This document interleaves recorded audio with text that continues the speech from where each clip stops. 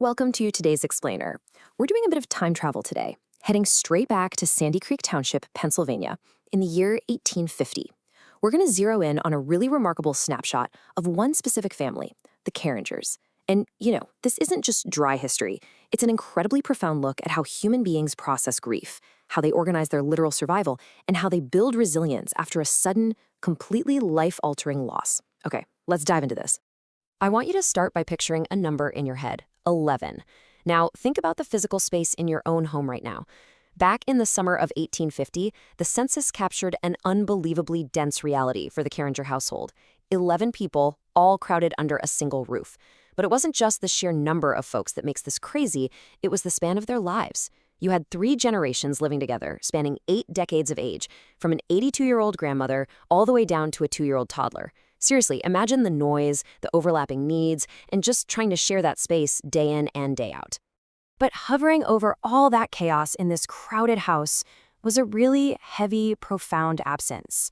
You see, it had been just 2 years since Henry Carringer's wife of over 20 years, Sarah, passed away. She died in April 1848. That left 50-year-old Henry trying to figure out how to navigate life as a single father to 10 children. Now, Henry was a man of considerable means, but let's be real. All the wealth in the world provides very little comfort against the immense weight of managing this complex, grieving household without the woman who had always been its absolute heart. Section 1. A family reshaped by grief. To really grasp how this family survived, we need to understand the physical environment they were dealing with.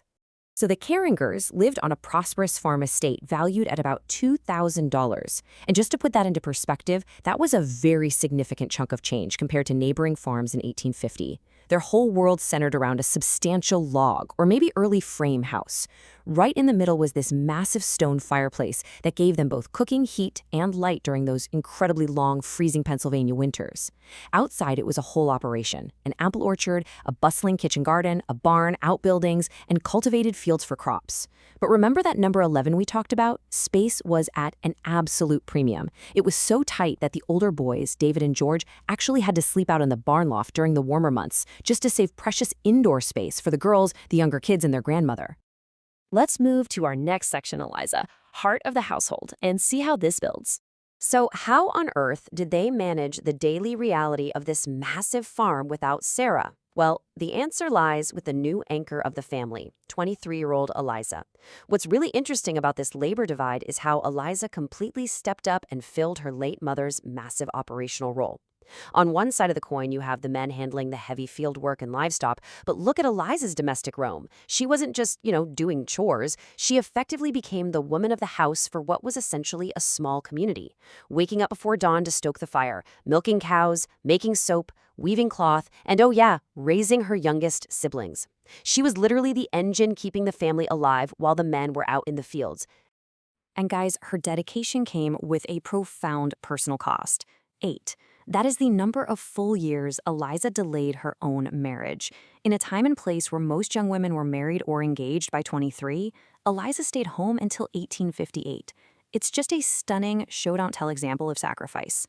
Her devotion to her dad and her siblings during those critical, fragile years after her mother's death is absolutely what kept the family from falling apart. Section 3. The farm's capable team. Now, while Eliza was holding down the domestic front, the agricultural side had its own endless demands. Let me tell you, the rhythm of 19th century farming was completely unforgiving. It was a relentless cycle. Thankfully, Henry had a capable team of 5 able-bodied men. Himself, 21-year-old David, who, by the way, was also a skilled carpenter, 18-year-old George, 17-year-old Cornelius, and eventually young Henry Jr. Together, they just aggressively tackled the seasons. Spring meant plunging wheat and corn into hard, rocky soil. Summer was all about exhausting hay cutting under the blazing sun. Fall was an intense, brutal sprint of harvesting, slaughtering hogs, and preserving everything they could. And winter offered no real rest. They just pivoted to heavy wood cutting, fixing equipment, and maintaining the farm to survive the freeze. Now, this brilliantly illustrates Henry's response to the tragedy of losing his wife. The historical record shows he never remarried. And frankly, for a widower with young kids in that era, that was highly unusual. Instead, he channeled all that devastating loss into purposeful, relentless effort. By 1860, he had grown the farm's value from $2,000 to $3,200. This wasn't just about accumulating wealth. This was grief work. It was Henry providing tangible, undeniable security for his children as a way to express his love and honor Sarah's memory. Which brings us to Grandmother Molly and the children. Let's step away from the fields for a second and head back inside that crowded log house. I love this quote from our source material. This was no small family managing a quiet farm. This was a small community unto itself. And the matriarch of that little community was 82-year-old Grandmother Molly. Think about this. She was a living link to the Revolutionary War. She was born when the colonies were still British. Now, obviously, she couldn't do the heavy lifting anymore, but her presence was absolutely vital. She watched over 2-year-old Harvey, who basically never got to know his mother. She offered guidance to Eliza, and she provided that steady, comforting elder presence that a grieving family so desperately needs. As for the kids, well, childhood as we think of it today just didn't exist. They were vital laborers from day one. The middle children would actually walk over a mile in the snow to a one-room subscription school in the winter just to learn practical farm arithmetic, reading, and the Bible. But back at home, they had to grow up fast. 14-year-old Mary and 13-year-old Sarah were already tackling heavy cooking, spinning, and managing the gardens. Even the little ones, 9-year-old Louisa and 5-year-old Matilda, had their daily chores like gathering eggs and pulling weeds. Everybody had a role, and everybody was essential. So, the crucial point is this rapid, almost dizzying succession of change they went through. When you lay it out, it's staggering.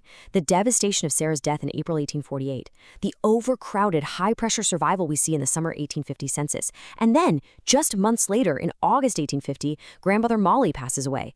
In a little over 2 years, they lost the woman who ran the household and the beloved matriarch who held them together emotionally. It is a massive testament to their incredible strength that they didn't just collapse, holding the line until Eliza finally got to marry in 1858. Finally, let's look at community rhythm and resilience and how the outside world factored in.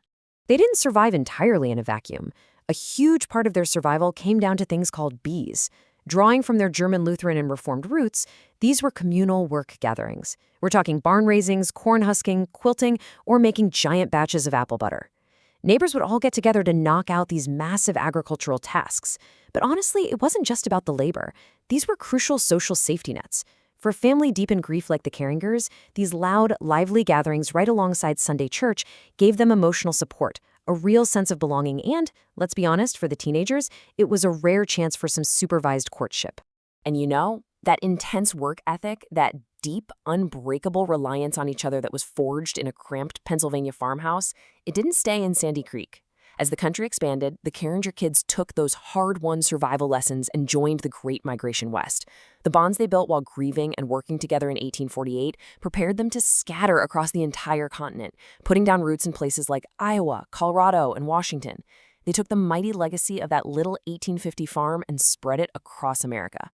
Which really brings us to the core of it all. When a family is broken by a sudden tragedy, they're faced with a choice, right? Fall apart or forge yourselves into something tighter and even more resilient. The Carringers absolutely chose the latter. So I want to leave you with this question to chew on. How does the resilience forged in a crowded, grieving 1850 farmhouse shape the generations that follow? Take a moment to think about the legacies of survival and grit hiding in your own family tree. Thank you so much for joining me for this explainer, and keep exploring the incredible histories hidden right in our own backyards.